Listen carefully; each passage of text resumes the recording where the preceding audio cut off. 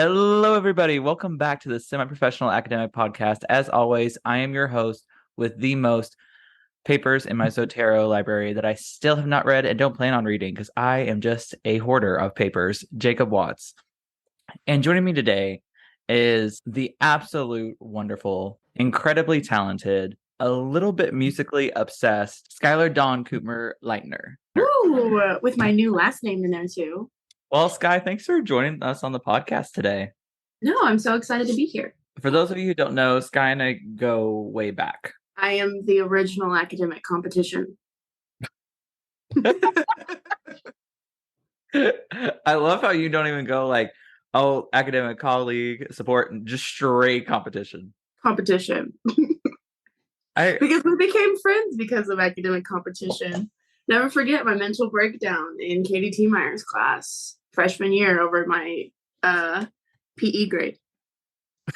I felt so bad because like you genuinely were like having like a very tough time, and I was just taking pictures like LOL, so funny. Like I told you what 2 days before, let's be best friends, and then immediately you get a mental breakdown. But that was high school for me, so that was a true honest experience. But I feel like high school is when we became best friends, but we became friends at the Batesville thing. Do you remember? Yeah, in 8th grade when we were boy and girl valedictorian for our 8th grade class. Mm-hmm. The line that like where I knew Skye and I would be friends is she came up to me in the hallway and we hadn't had like a real conversation yet. And she goes, you know, there's almost enough bones in the human body to make a skeleton. And it was so just it caught me so off guard. And I was like, okay, this is the vibe. I can deal with it. I can get on with this. Then didn't I tell you I had a platonic crush on you? Yeah. And I was like, I have a crush on you, but like in a friendship way. Which like I felt so validated because I had those all the times. I was like, oh, I wish I was their friend, like kind of thing. Yeah, that's what it was. Because at that point in high school, I definitely knew I was for the girls, and there was no way I was gonna have a romantic crush on you. But I was like, oh my god, I love him. Let's be besties. Through thick and thin through high school, man. Literally, so many mental breakdowns. On both ends. Mental breakdowns, breakups, friendship breakups with other people. Remember that time we went to Cracker Barrel after like my entire world collapsed and fell apart freshman year? Yeah. I think that was sophomore year. It was sophomore year. That was in your super skinny era from soccer. Oh my gosh. Hold on. We should before we go into that, we should probably get your background info first. Like, oh yeah. Yeah. So, Skye, for the people who may not be as familiar with you, would you mind just giving us a little bit of background information about yourself and what you're up to now? So I am known as a burnt out gifted kid. Went through elementary, middle, high school as a very high achiever, tied for number 1 in our class with Jake and a couple other people. My academic identity was the only identity I had until I went to college. And then at college, I went to Indiana University and graduated with a degree in English language arts education. While I was there, I really figured out who I was and what I wanted out of life, and lost my deep connection with academia and lost my love of learning because I don't know if you know what it's like to take 4 college English classes at a time, but it's miserable and it's a lot of reading and it's a lot of writing. So I really fell out of love with academia. But then I graduated, moved to Nashville to teach 7th grade English language arts, and fell in love with advocating for children and being the adult that a child needs. Like my life goal is to make sure that every single child that I work with knows that they are loved, they are appreciated, and that they have value. So I really like shifted my perspective in regard to what my meaning for life was. And now I am married, living in a suburb in Nashville, and working on my master's degree in curriculum and instruction at LSU. So you've done nothing. Yeah. We were in the academy program together in high school, which means I graduated with my associate's degree before we graduated with our high school diplomas. And it really gave us like a skewed sense of our importance in academia. Like I don't even talk about that anymore. And sometimes when I bring it up to people who I met, they're like, wait a minute, you were taking 7 college classes a semester as a 16-year-old? When you say it like that. Yeah. And I'm like, that's not anything to shake a stick at. My like academy experience was more difficult than my college experience. See, I can't relate, but I mean, also I didn't get a chance to take like any like biology courses in the academy. I'm an education major, so I was like learning philosophy and how to teach children and how to interact with people and adolescent psychology. I wasn't learning biology. No, but I will say though, like in our English classes that we took that were dual credit, I feel like that helped a little bit because I was an English minor in college and those classes helped a little bit. So like it was a little bit familiar, but no, I'm kind of in the same boat with you though, like in the sense of like I don't really talk about it because not that like I'm ashamed of it or anything, but it I don't people seem more impressed by it than they should. Right. It used to be such a flex. Yeah. To be like, yeah, I have my associate's degree when I was 18. And now it's kind of like I say that and people look at me and they're like, why did you do that? No, literally. And like just for me, it didn't help me get done any faster. Yeah. See, for me, it got me through. And I could have been done in 2 years instead of 4, but instead I stayed an extra year.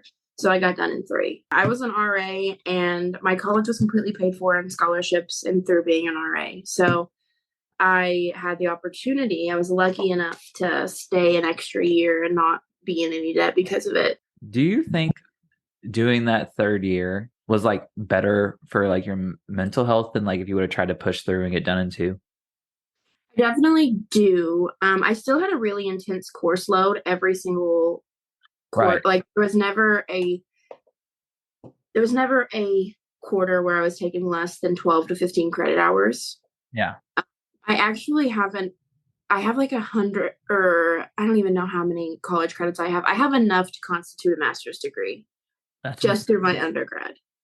I do feel like for my profession and what I wanted to do with my life, that extra year was necessary because I would have been 20 teaching high schoolers.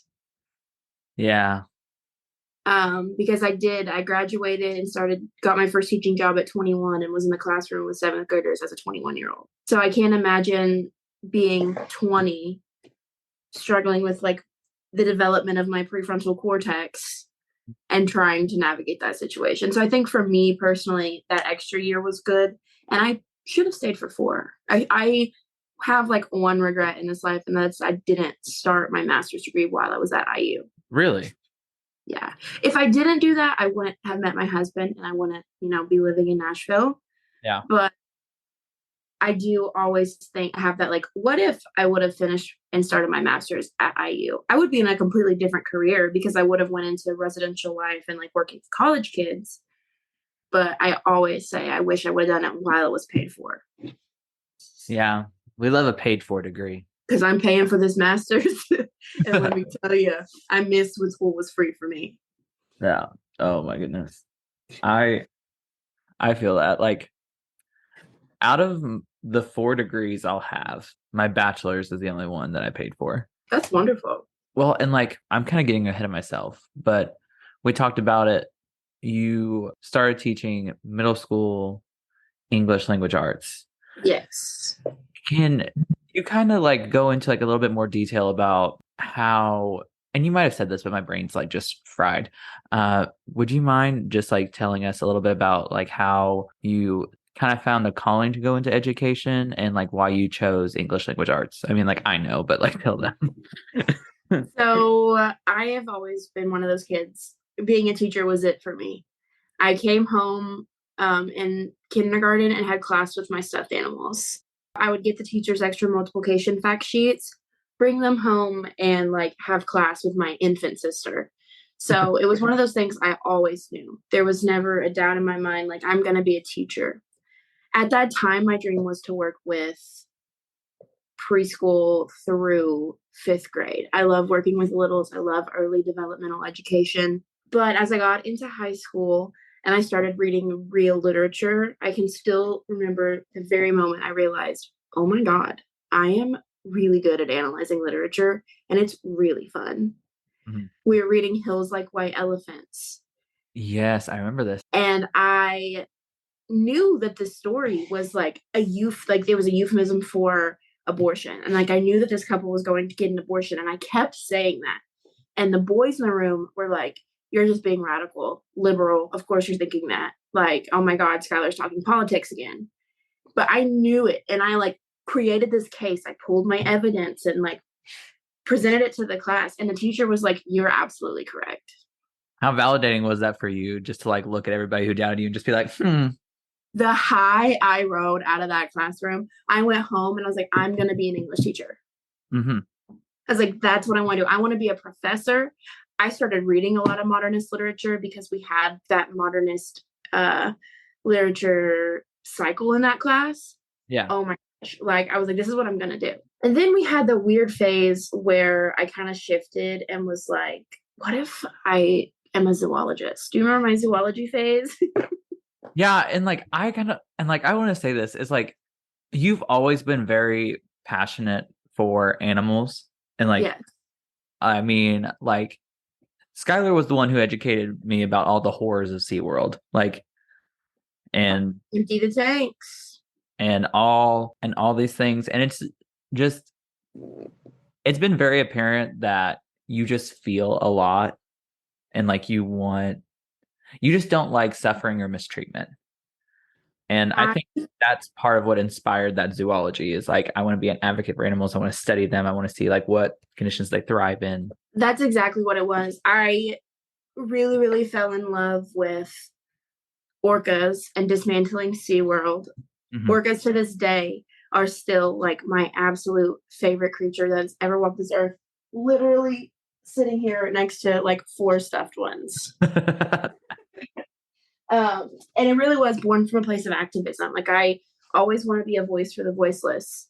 And I started, my original degree was going to be zoology with a double major in zoology and science education with a minor in herpetology. Mm-hmm. That's all I wanted. And then I did it was that teaching academy class my senior year. Mm-hmm. And I started working with littles and I started working with like 5th grade kids. And I was like, oh, these are the people, the creatures, if you will, that I need to be using my voice for. So my joke was always I switched from one zoo to another. But I genuinely like my kids now, I'm their safe place. Like every single kid I have knows, okay, I can go talk to Miss Coomer about pretty much anything. She can help me with what I need. And every day when they leave my class, I tell them like, hey, love you. Have a good day. Because I always get weird looks from the other adults in the building when they hear that for the first time, but you don't ever know when a kid will hear that again. You could be the only adult in your child's life who tells you, I love you. Mm-hmm. And that really like having that experience and, seeing that there are humans who need my voice. There are humans that need me to stand up for them and be an advocate for them and be a beacon for them really pulled me out of wanting to work with animals. Mm-hmm. It's so weird because now I work with animals. I know. But I think that's so awesome. And you're totally right. Like, and not just like in kids, but we never know what's going on in someone else's life. And we don't know if like this hour or whatever that they're in your classroom, that might be the hour they look forward to the most. Right. And I have kids who, if you're ever in my classroom, I'll say, all right, I love you guys. And you'll hear 5 or 6, I love you, Miss Coomer, back. Mm-hmm. Like there are kids who genuinely, if they're having a bad day, my room is a designated safe space.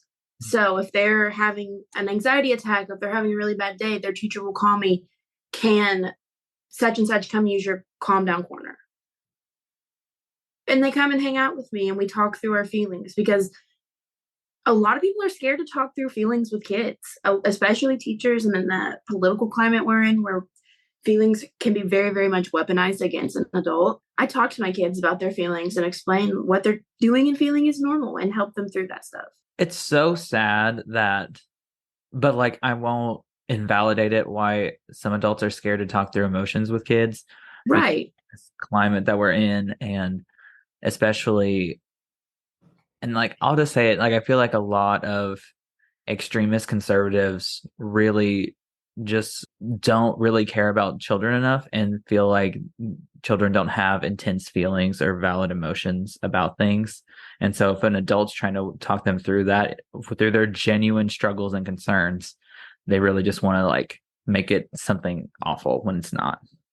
Right. And I think a lot of people who don't work closely with kids, or, maybe their partner stays at home with their own children, or they have a nanny, people who don't have those really intense connections with kids tend to forget that they're not robots. Mm-hmm.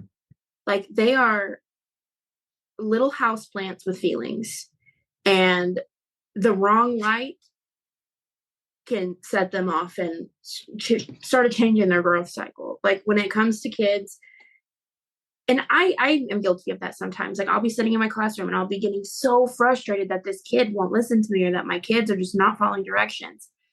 And I have to kind of steel myself and redirect it, because I want my kids to have positive academic experiences. Yeah.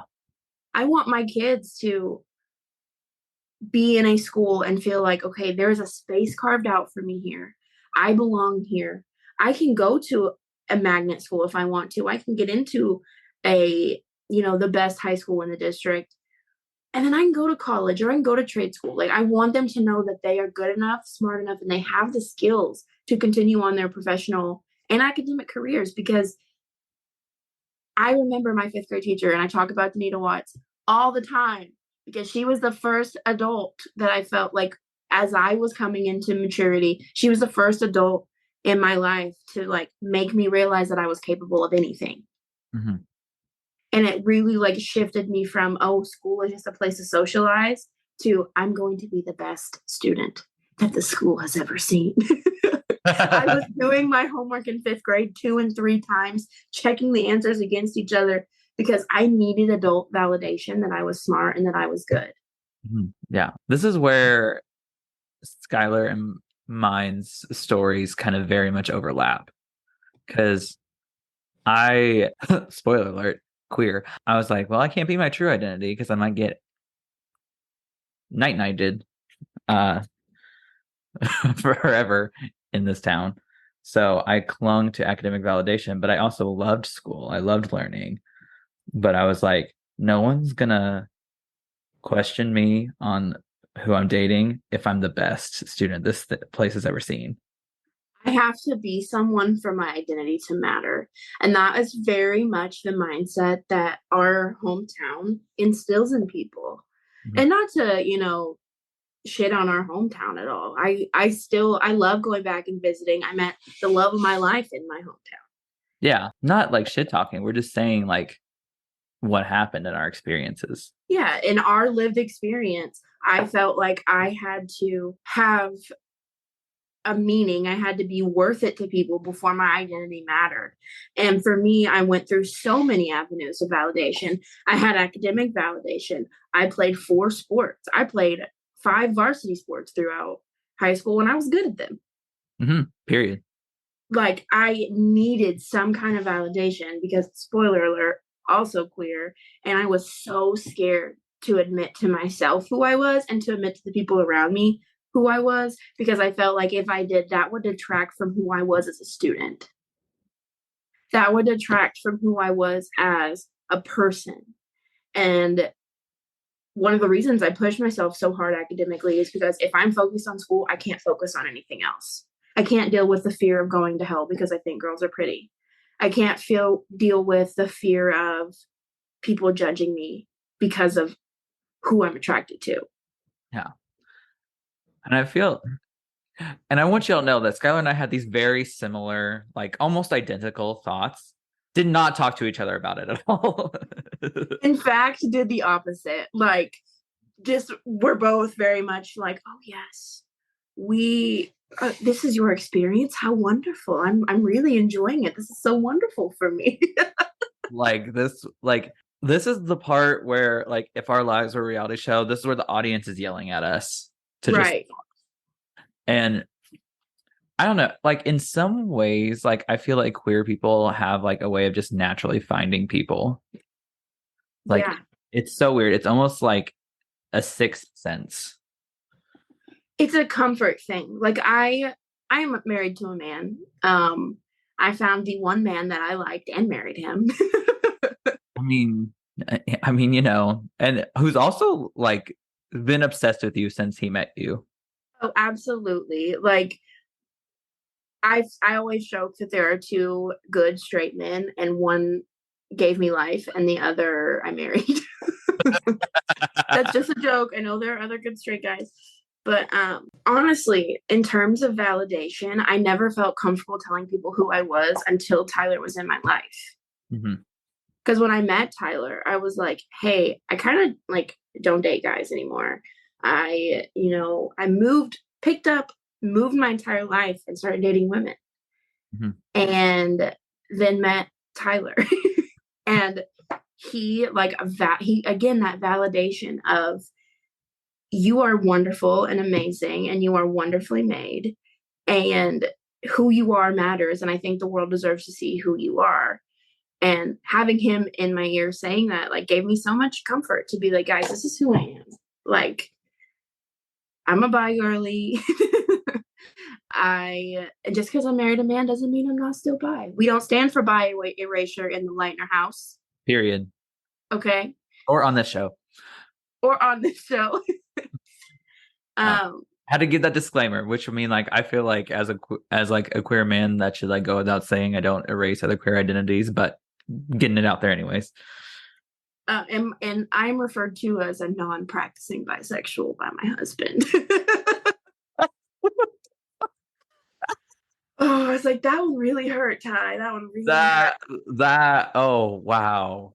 That was actually so funny. Like, don't say that out loud to other people, but like, right. Actually, no, tell everybody. tell everybody that. Oh my goodness. So I have my own thoughts, but like, Skye, I need you to confirm.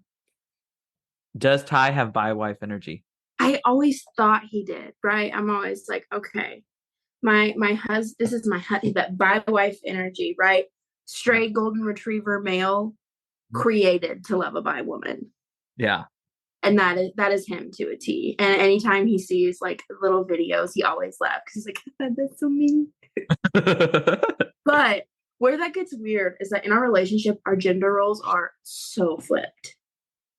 Okay, can you explain for the people?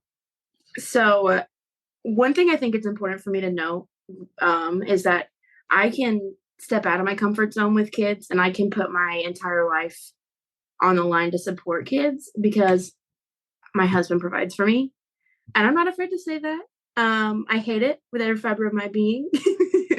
But he works for Pfizer. He doubles my salary. So he can, like, he pays for, like, you know what I mean? He pays our rent. And then a lot of our big bills come from the money that he makes. So I am in a position where I can really kind of put myself out there more and protect kids harder because my lifeline doesn't depend on it, if that makes sense.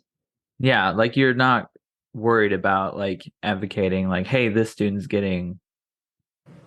not getting the care that they need. You're not worried about like admin like saying like just chucking you out and you have no food or money coming in.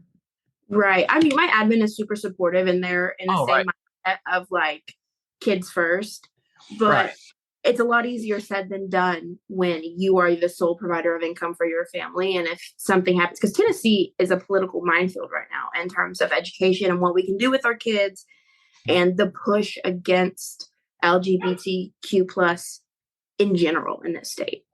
Mm-hmm. Because I'm a GSA sponsor and I now have a whole new set of tape I have to cut through in order to be able to even reach my kids. Yeah. But that being said, That's where like our traditional quote unquote gender roles stop. Anytime you are on TikTok and you see a meme that's like, my husband does this, that's me. Like, I'm the person in the relationship who escapes for 30 minutes to the bathroom to play on my phone when we're cleaning house. My husband keeps my house clean. Like, this is my room, like my office. He comes here, he cleans it for me because he works from home. He has the time. He's very in touch with his feelings. And a lot of time you hear about men struggling with expressing their feelings and feeling like there's space for them in the world to have feelings and to be validated. And for him, that's flip-flop. He's very forthcoming with his feelings and the I think I feel statements, and I am a little box.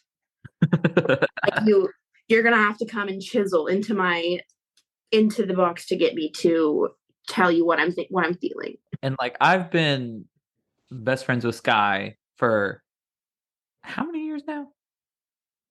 Since we were 14. No, 13. 13. Almost half of my life. And there are still some days where getting Skye to admit that she's like upset about something is like pulling teeth.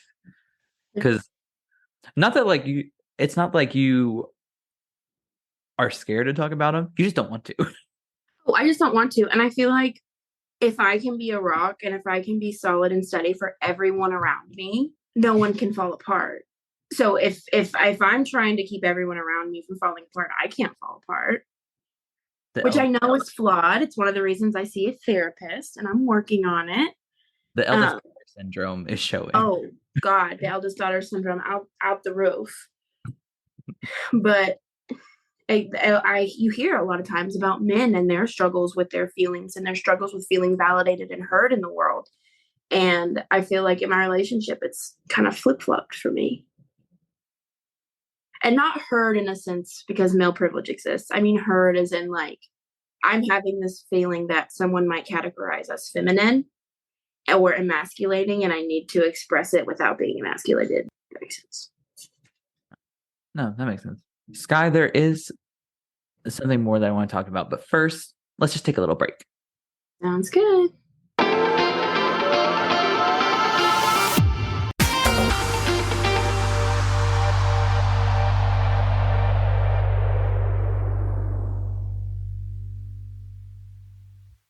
And we're back. So, Skye, you talked about it a little bit, but you recently went back to start your master's. Yes. What kind of motivated that path? Like, you graduated with the undergrad, got your second degree, you started teaching, and what kind of like made the jump like, yeah, now's the time to go get my master's?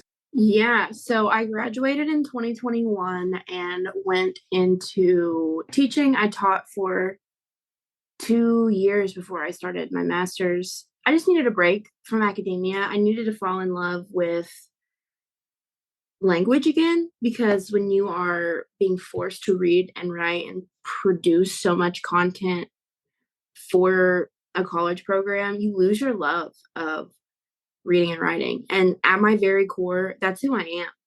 I love writing poetry. I love reading. I was the kid who burned through 500 AR points in a year in elementary school. So I really just needed a break. And then my husband, Tyler, yes, we are Tyler and Skyler. It's awful. Tyler got a new job. And then a year later, he got another new job and he was doubling my salary. And I was just at a point where I was like, I want to be able to make more money, but I also want to be able to have room to grow. Because if you don't have a master's degree as a teacher, you can't, in my district at least, you can't move up as a coach. You can't move into diversity and inclusion. You really have to kind of stay in a classroom. And as much as I love advocating for kids at a micro level, I feel like there was just more room for me to work towards something more at a macro level, where if I'm working in a district setting, I have more reach and can help more kids, if that makes sense. No, totally. Like, I get it. Like, they want you to have like experience in the classroom and like kind of focus on that. And nothing wrong with people who just decide like, yeah, just in the classroom, like, is enough for me. Yeah. Like, it's totally valid. But yeah, I totally see where you would want to do more. Yeah, and I also need you to understand, I went into teaching in the pandemic. I was kicked out of college because of the pandemic, graduated essentially 3 months early, and sent out into the world with my degree, like trying to figure out what was happening. So, of course, like the insane person I am, I picked up and moved to a new state that I wasn't licensed to teach in, got a job within like 2 days, like literally applied for a job, interviewed, accepted, and was like, well, I guess I'm moving to Nashville now. That was actually crazy. Yeah, like because no one expected it of me. Everyone thought I was going to stay in Bloomington. I thought I was going to stay in Bloomington.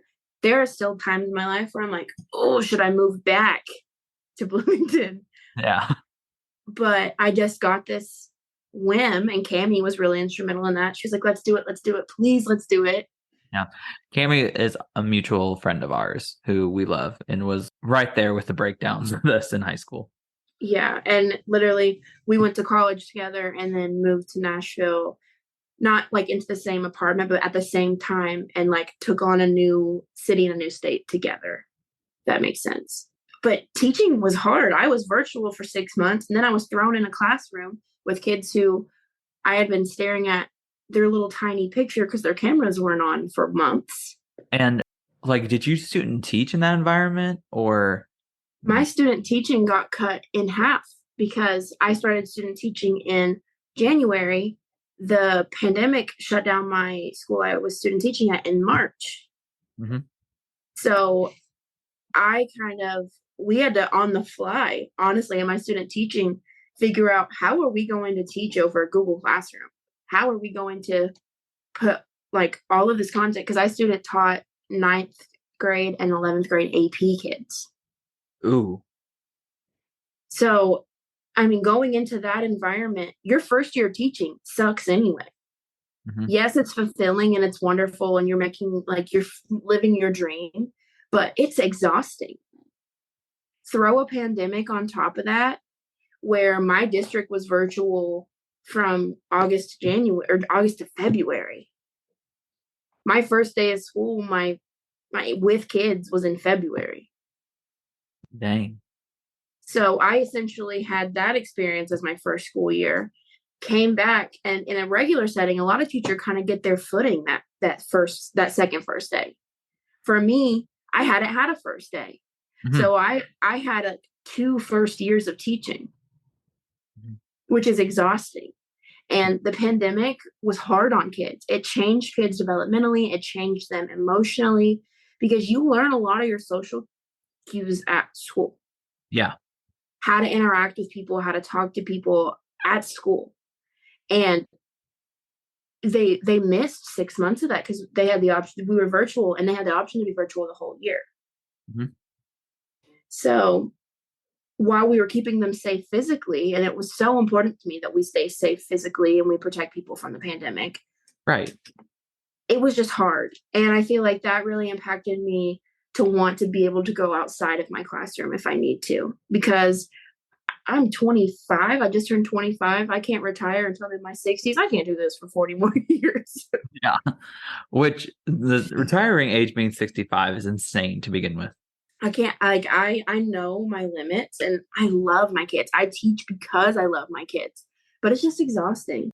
I don't know. Like, I want to be a mom. I don't know how I'm going to be able to go to school and teach and, because it's exhausting. I'm an introvert. Yeah.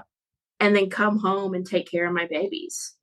Like, that's going to be a lot on me. So I wanted to have options. And my master's is actually in curriculum and instruction with an emphasis on multicultural teaching and race studies. Yeah. So I can get a position in diversity and inclusion in my district and work for more kids too.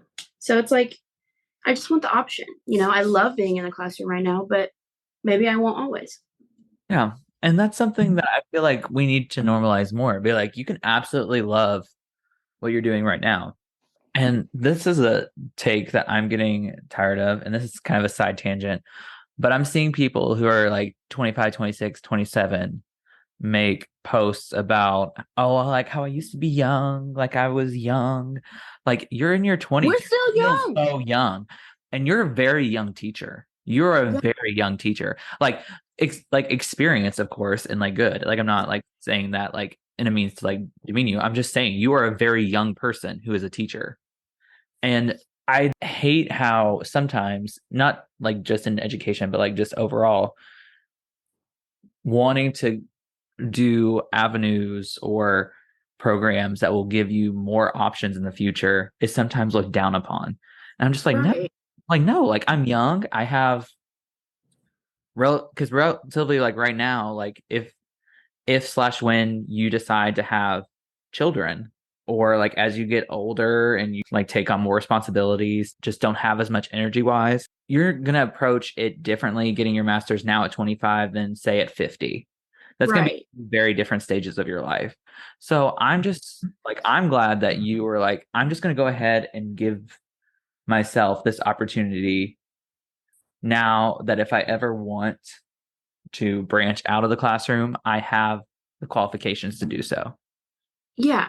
And for me too, I'm at a point in my life right now where I can give 100% of myself to my kids. Yeah.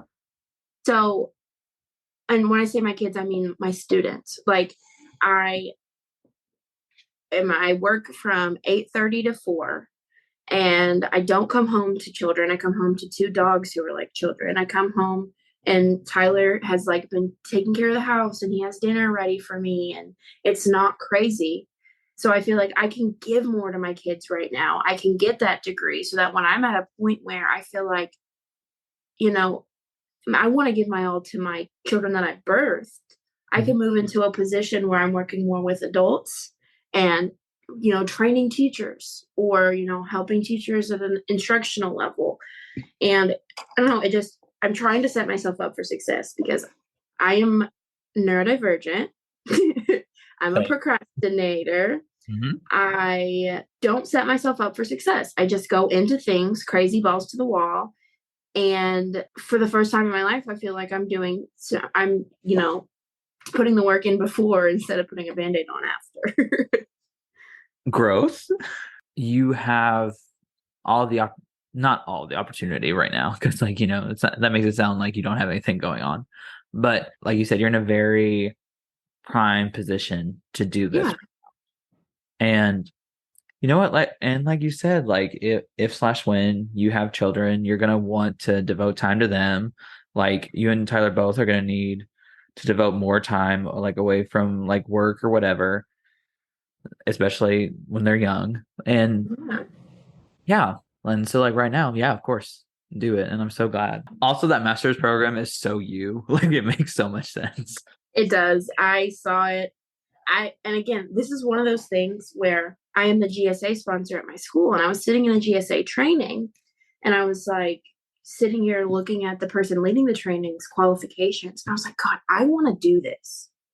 I want to talk to people about how to interact with minority students, with students who are different than them, with students who have a bigger emotional need than others.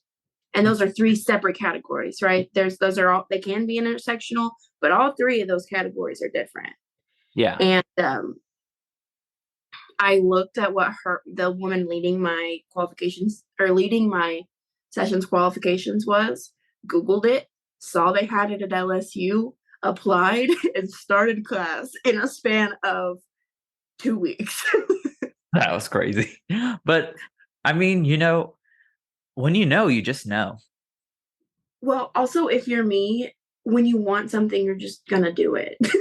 Yeah. Because it was like, it's low stakes, right? It's online, it's not an arm and a leg expensive. And right now, the courses I'm taking can be transferred to a different master. So in my head, I was like, if I hate this, so what? I'm gonna strike while the motivation is hot and there and get this done. As a neurodivergent person, that is so true. Like, Yeah. and I know for me, like right now, just plugging it, like I'm doing like a podcast interview like every day or multiple a day. so I have content for the season because I'm motivated to do so. Right. Lab work isn't crazy in my program yet, and my seasonal depression hasn't kicked in yet. Fair. So I think that's so true. And like sometimes I feel like Skyler and mine's like mindset and goals were just copy pasted into two different people. Well, I mean, there's a reason that we played twins in the senior play. That up, honestly. Patty and Patricia. I mean, there's a reason. And like as I get older and I get further away from high school, which I hated, let the record show, I only enjoyed sports in high school and everything else I just did so that I could go to college. um, but as we get further away from high school, I'm like, yeah, we were like two little twin flames. Same. I did like Academic Bowl though. That was fun. Oh my God. I miss Academic Bowl so much and it's so nerdy. But like if I had to choose, okay, go back to high school and do Academic Bowl, go back to high school and play basketball. I'm choosing Academic Bowl. It was such a fun time. And it was Skylar and I were on the Science Bowl team. We were the only two on the Science Bowl team, which usually has 3 or 4. It was us. We carried the whole team. Carried the whole team. I mean, like we never like were state contenders or anything, but we did good. We did great. Yeah. And so like it was honestly so fun because Skylar and I were just over there be like, do you think it's this one? I think it's this one. Be like, okay, we'll go with this one. And then on our little paper, so you're not supposed to like talk during Academic Bowl, and you had to write a grid that was like A, B, C, D. And we always added Jesus. If we didn't know, we would point to Jesus if we had no idea because Jesus was the only answer. I swear, like, the pencil drop. We'd also have a separate corner. It was percentages. It was 100%, 75, 50, Jesus. And then we're just like, yeah. like no idea. And then we'd have a separate paper. It was a pencil drop, and we would just put this pencil in the middle, and the 4 corners were A, B, C, or D, and wherever it landed, that's the answer we went with. Yeah, and honestly, the universe was on our side because sometimes we got to write a lot. We got to write a lot of the time. A poor proctor that was sitting there with us, they're like, these fucking idiots don't know anything. I loved when Nancy was our proctor. Oh my God. When Nancy was our proctor, like for interdisciplinary, my favorite, still the absolute woman, the myth, the legend, Nancy freaking Stearns. I loved her so much. I don't know why, but she loved me and Skylar. Oh, she should have hated us. We were so annoying, but she just like loved us so much. And I loved her so much. And to this day, she's one of my favorite people on this earth. I think we just genuinely enjoyed it so much that it was like so refreshing to her. Yeah. I mean, she got to come in and have fun with us. Yeah. Because how many kids, like, maybe this is hateful, but a lot of people who do Academic Bowl are nerds. Really? The people who stayed late after school to talk about more school. Right. And we just kind of walked in with the mindset of we don't care if we're good at this or not. We didn't really take it seriously, but because we didn't take it seriously, it was an outlet for us and we were able to be so good at it because it wasn't stressful. Yeah, we went in knowing that we are the best the school has to offer. And because you know what? No one else signed up. It was us or nothing. It was us versus the world. And I'm talking Science Bowl, our like junior and senior year. Because our freshman year, we had like we had a couple of the seniors. Yeah. No, I swear, like that drop off between our freshman year and our senior year, it was just us. Like sometimes. Develop back problems from carrying the whole science team on our backs. Oh my God. But honestly true. And it was so sad because like if you looked at it like our senior year interdisciplinary team, so for people who can't put that together, it's kind of like the all around people from every subject. Yeah, people from every subject. So I was history and science, which science makes sense. History, like I was a state contender my sophomore year, and I was just like, I'll just stick with it. And you were on math and science. I was a mathlete. That's the girl who hated math. And Literally. Oh, I only did it because I could like rope my friends to do it, Yeah. and the teacher was pretty, and I wanted her to like me. So real. But it's a shame Skyler couldn't be on the English team because you can only be on 2 teams in interdis. You can be like on all of them because the English team really, I feel like if Skyler had time, they would have like that would have been you would have been a great asset to them. Well, that was the reason I didn't do it, because they were reading most of the time. So in Indiana, it was based off of like an Indiana poet. And no offense to Indiana, but I don't like a lot of our writers. Yeah. I'm much more of like I don't even know, like a modernist girly, or an Emerson girly, Sylvia Plath vibe. And we were never going to talk about Sylvia Plath in academic law in high school. So it was just like, okay, I'm going to go read this really clunky book and answer questions about it, but it's not going to be literature I enjoy. And I wasn't doing that. I was a 3-sport athlete. I wasn't going to spend my downtime reading, oh my God, who was it our senior year? Bored me to death. Don't remember who it was. Looked at the book, was like, absolutely not. I'm not spending my free time reading this. I read The Scarlet Letter for fun. Yikes. I'm just thinking about that horrible exam we had in there. Yeah, I actually scored pretty well on that. Yeah, but even you were like, this is insane. Oh, I do remember, and this is the kind of student I was. I took the test to the teacher and debated several other questions with her, because it was like, as an education major, and this was in high school, as an education major, I just don't agree with the content of these questions. I think they're unnecessarily difficult. Yeah. No, I remember because I was in this class when this happened. The average on this exam was like a C minus, and I got a B, and I had studied my ass off for this thing. And I think we both got like 89s. yeah. Well, I mean, I was in that horrible mindset where I was just like, no A, like right. No, where's my A? Where's my A? Not the A minus. Where's my solid A? Yeah. Where's my 95 or higher? Yeah. And there were people who like failed it. And like our class was not bad. Like it really wasn't for the time. It was an honors class. Yeah. And Skye absolutely loved this teacher. Like, oh, still talk to her. Literally had a phone call with her like 2 weeks ago. Yeah. Like absolute mad respect for this woman. Skyler in the middle of class goes, I would have had to major in the Scarlet Letter to have gotten an A on this. What are you talking about? And we were all just shocked. We're like, one thing about me is that as a high schooler and a middle schooler, in my mind, I was on the same level as the adults in the room. I was an adult. My opinion mattered, and I was correct, which probably has something to do with the fact that I think I'm autistic and have always been like really cognitively, I've been so far ahead of a lot of people around me, but socially, not a Q in the world. Mm-hmm. And I used to get into like friend relationships with my teachers, and I was at a place where I could talk to them like that. I feel bad about it, and I've apologized to a lot of them since then, because I'm like, if I had a kid in my classroom like me, I would throw them out the window.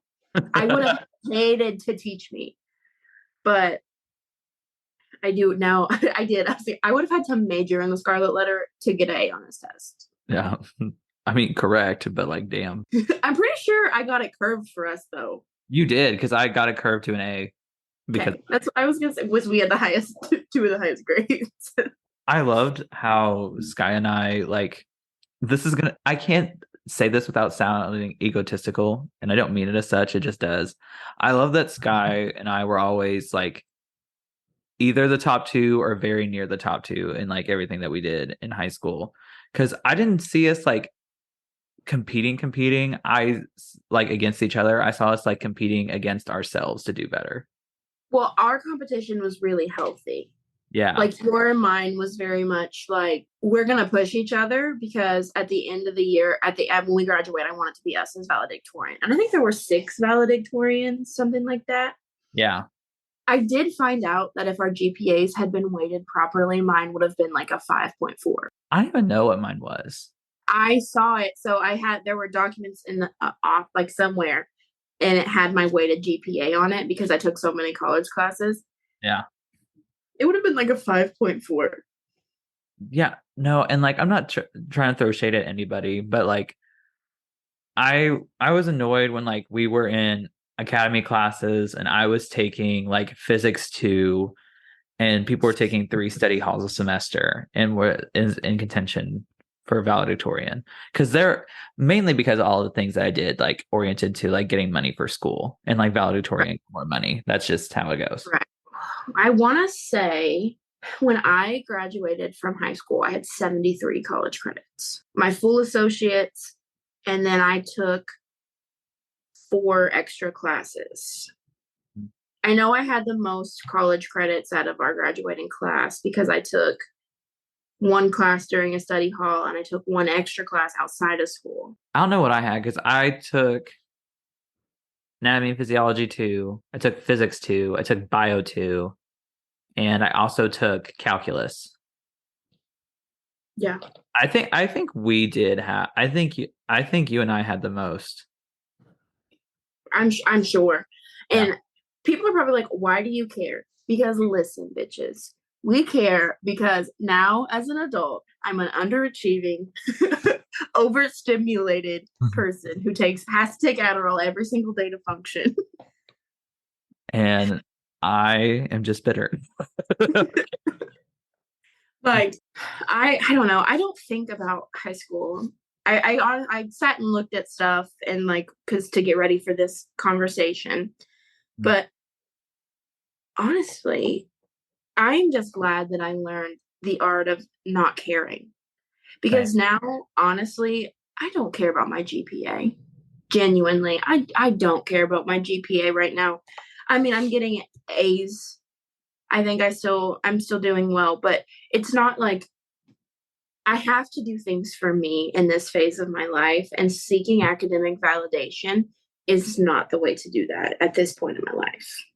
No, totally. I've transitioned because I'm still in school. Surprise.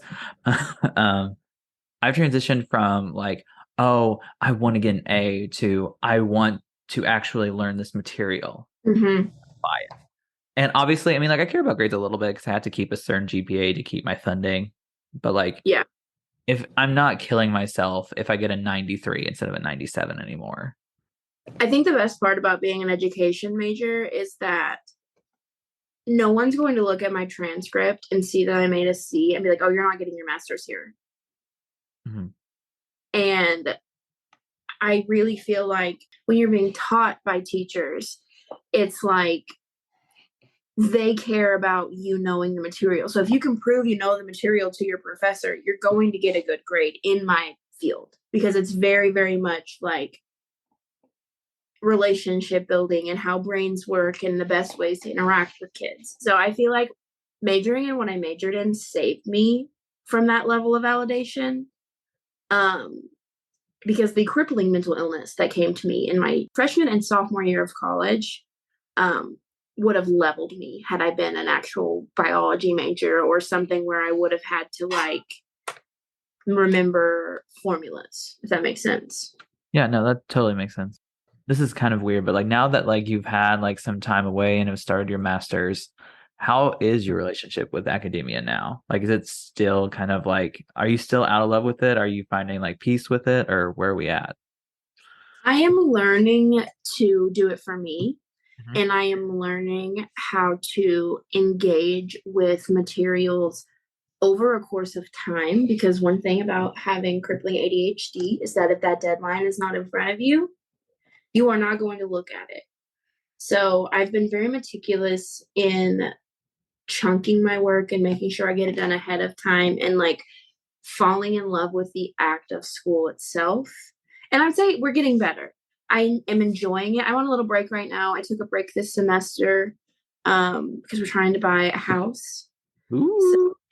saving up just a little bit of money so we can buy a house and throw some more money into our savings because I'm not in any hurry to finish my master's. It's going to take me 2 years maximum to finish it. And the pay raise that I get is not like substantial enough for me to rush through it. Right. But yeah, we're getting there. And I feel like it's something I enjoy doing now. That's good. That's good. That's what, and then it should be like that. I'm in an era in my life. I am not doing something I don't enjoy. Period. I spend too much of my life doing things to please other people or doing things that make me miserable. Not anymore. Not anymore. Jake, what do you do to relax? Let's talk about you. What do you do to relax and unwind and step out, like to take off your student hat? Gonna sound really weird, but I do this. like I love, like, you know me, I love connecting with people. I love talking to people. And an extrovert. I describe myself as an introverted extrovert because like I do, but like I won't just like go up and talk to like just anybody, but I love sharing stories. I love connecting with people. Like this makes me think like this was when I knew I was neurodivergent. I have no interest in the like small talk. I'm like, what's going on? Are you still beefing with this person? Are we still like depressed? Are we getting better? Like I have no filter. If I had a student like me, I go back and forth between like I would absolutely hate them or I would love them. Like that, like I feel like I'm a very hard set individual. Like there's like no middle ground. You either absolutely love me or you just really don't. And like no beef, but like some beef. I agree with that. I feel like that happens with a lot of neurodivergent people too. You either know how to take them and you love them because of who they are, or they annoy you. Yeah. And so when I just want to step away from like my own exhaustion, I love doing this because I have like friends and colleagues on this pod.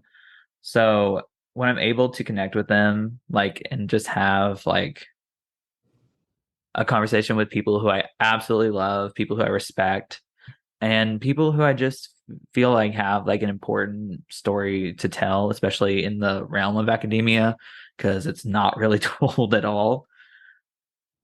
I don't know. I just love it. It's just like very relaxing to me, and I just feel at ease. So that's what I do.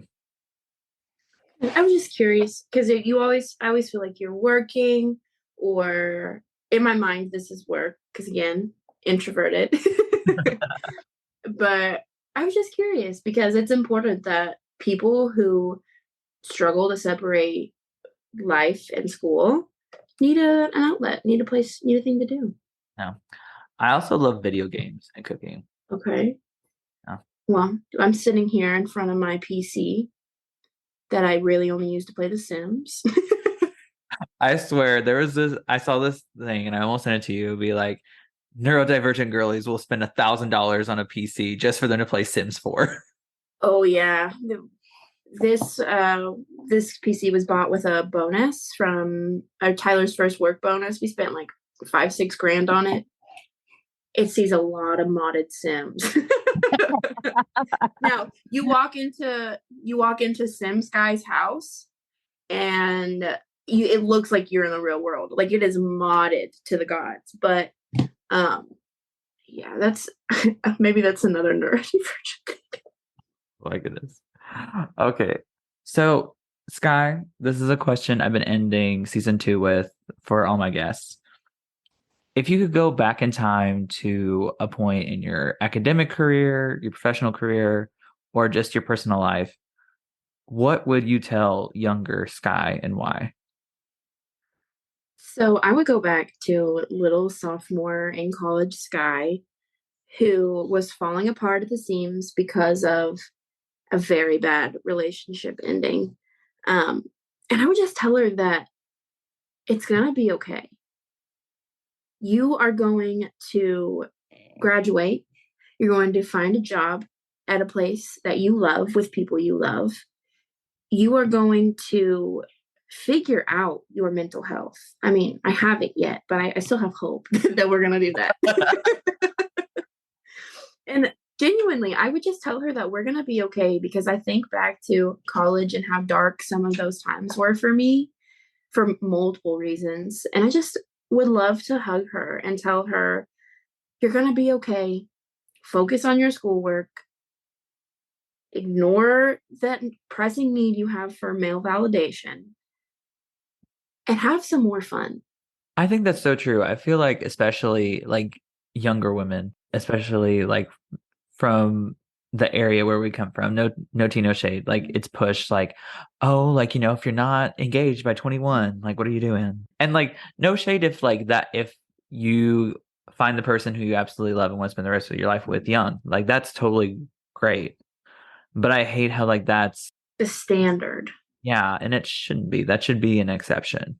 And I'm not saying that you can't be happy. I know many people who got married young who are so happy, and I was like, yeah, that was the right call. But it's not the right call for everyone. And I just hate how that's like a timeline's pushed on younger people.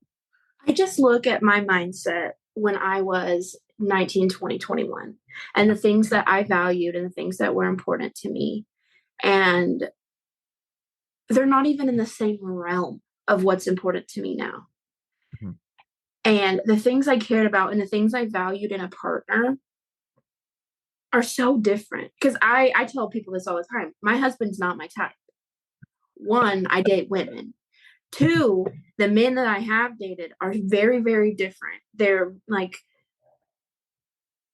I don't even know how to describe them, like very traditional male roles, if that makes sense. Like, I'll just come out and say it. I have a history dating douchebags. Yeah. And that's what I valued at that point in time. That in my mind, in my scope of understanding, that's what was important to me. And now that I look at my amazing husband, who is so sweet and kind and gentle and has all the qualities that I love, had you showed me him when I was 20, I'd be like, get away. I don't want that. When we met, I tried desperately to run him off. And he was like, no, I know that you're my soulmate. So I'm here to stay. Which was so funny because, and like, not to tell on Skye, but she would tell me all the time, be like, this man will just not get the hint. Oh, I constantly, because he's so sweet. And I couldn't just like leave him hanging. He was going through a lot in his personal life. I was a little big piece of his support because we were friends. Yeah. And then something shifted between us. And I was like, I don't know what to do. So what did I do? I married him because he's the best man I've ever met. And it was nothing he was doing wrong. It was my mindset and it was my lived experience really, really turning me away from someone who treated me kindly and like a person. Mm-hmm. So again, this ties back. Don't date older men. Girlies, if he's significantly older than you and you're a teenager, it's because girls his age don't value him and he don't see there's something missing there. And this is for my gay boys out there as well, or bi boys, pan boys who date boys. I get it. The daddy vibe's attractive. I'm not gonna lie. It's there. Hey, But, look who you're talking to. yeah. But don't get emotionally invested with someone Who who is not emotionally invested in you. yes. Because let me tell you, and like there's exceptions, and I won't give it like a platinum rule, but it's a golden rule. It's a golden Yeah. rule. Like most of the time, they don't see you as an equal. They see you as a thing. And many of the men that I dated before, and again, I know I say I'm for the girlies. I dated men in college because I was still afraid and still unable to come to terms with who I was as a person. But dated many men who I really liked but didn't value me and didn't see me as a person. They saw me as a child or a young person and did not see me as an equal. And if someone is talking down to you, we're very far off the realm of academia, but this derailed my academic career. If a person talks to you like you are a child, or if a person treats you like you are less than them, throw them out the window. Yeah. And that's, I feel like that can be applied to like in the academic setting as well. Because Yeah. I had an advisor, I won't name, but those who know, if you know, who didn't like respect me or like what I wanted to do. And I'm not saying that like career wise we were equal because they were the mentor, I was a student, but like in the personal life and in your professional life, you don't deserve to be degraded or treated like you do not matter, you're not like deserving of respect. There's a time and a place for that in a relationship, okay? And it is not in the first 2 weeks of knowing someone when you're just trying to decide if you like them. Okay. If it feels off, it's off. If it walks like a duck and it talks like a duck, it's not a goose. It's a duck. So that might be the title of the show. Oh, well, Skye, thank you again for being on the show. I absolutely love you. I am so proud of you and just everything you've done, like just amazing. Thank you. I feel the exact same way about you. And I love getting to see our life like in parallel and getting to see how we grow so separately, so far apart, but still stay so parallel to each other. And this is for my Swifties out there. I feel like we're each other's Dorotheas. Oh, yeah. Like very much that. Like we're very much doing our own thing and we drift a little bit just because we have so much going on. And we've lived so far away. Yeah. But we always somehow find our way back to each other and as if nothing happened. And I love that so much. Absolutely. You know, technically now we live closer to each other than we have since we were in high school. Wait, really? We're only 2 hours away from each other. That's crazy. Oh my gosh. We'll have to plan a visit. We'll have to. Because we'll find somewhere in the middle. I love it. Well, Skye, thank you again for being on the show. Give Tyler and the pups my best. Absolutely. Yeah. And for everyone at home, remember, have a great rest of your day or evening or whatever time you're watching this show, everybody. See y'all next week. Bye. Love you, my good choices. But if you don't get caught.